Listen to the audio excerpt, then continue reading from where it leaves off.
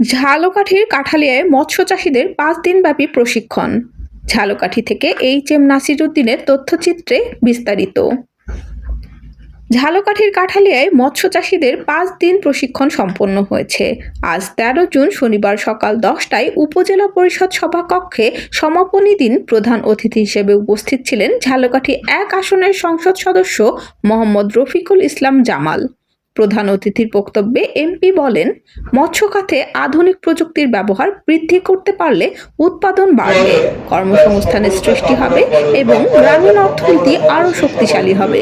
সমবায়ের মাধ্যমে স্ব-কর্মসংস্থান সৃষ্টি এ ধরনের উদ্যোগে দেশের টেকসই উন্নয়নের গুরুত্বপূর্ণ ভূমিকা রাখবে। আমরা যদি বর্তমান সরকারের দিকে তাকাই তাহলে দেখবেন যে গত 2 দিন আগে আমরা সংসদে একটা বাজেট দিয়েছি। এই সরকার অত্যন্ত মানবিক সরকার। যে বাজেটগুলো দিয়েছে প্রতি বছর বাজেটের পর দিনই বাজারে গেলে টের পাওয়া যায় যে গতকালকে বাজেট হয়েছে। কিন্তু এই সরকারের বাজেট সাধারণ মানুষের